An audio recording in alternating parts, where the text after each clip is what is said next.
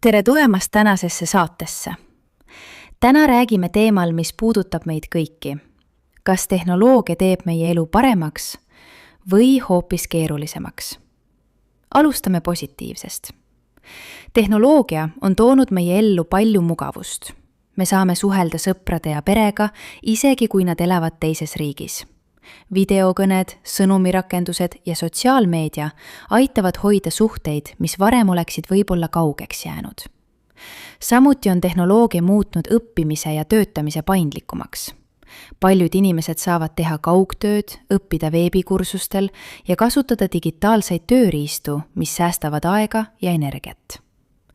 Aga tehnoloogial on ka keerulisem pool. Paljud inimesed tunnevad, et nad veedavad liiga palju aega ekraanide ees. See võib põhjustada väsimust ja raskusi keskendumisel. Lisaks tekib küsimus privaatsusest. Kas me teame alati, milliseid andmeid meie kohta kogutakse? Ka töömaailm muutub kiiresti. Mõned ametid kaovad, sest masinad ja tehisintellekt teevad osa tööst ära. Seega, kas tehnoloogia teeb elu paremaks või keerulisemaks? Tõenäoliselt mõlemat. Tehnoloogia annab meile palju võimalusi, kuid nõuab ka teadlikku kasutamist. Oluline on leida tasakaal.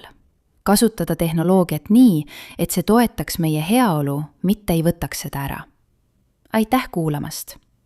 Mõelge hetkeks, kuidas tehnoloogia teie elu mõjutab?